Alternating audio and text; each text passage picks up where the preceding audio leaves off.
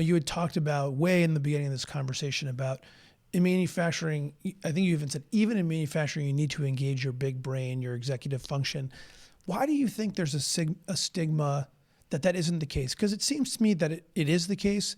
It's always been the case, but somehow that's not sort of in the zeitgeist.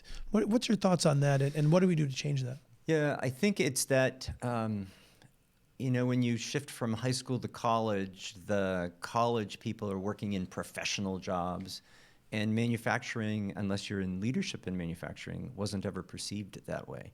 We were having a conversation earlier today, too. If you know yourself, here again is the defense for mindfulness. If you know yourself and you know that by nature you're really mechanically inclined. So 6 kids in my family, 5 of us overly academic, absolutely. 1, not. Just he was he's an artsy guy who has a scenic photography business, and he's remarkable at it, that he didn't need college. And what he did was just realize that it was up to him to create his own path.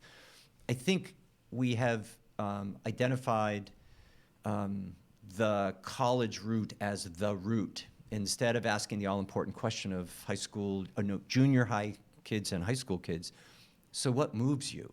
Mm-hmm. When you're thrilled and excited, what could that be? And I had a friend who could look at any engine and take it apart in a minute. Just his brain just worked that way. And he is a mechanic. He's a mechanic by choice, rather than I didn't go to college, so I have to take one of these jobs.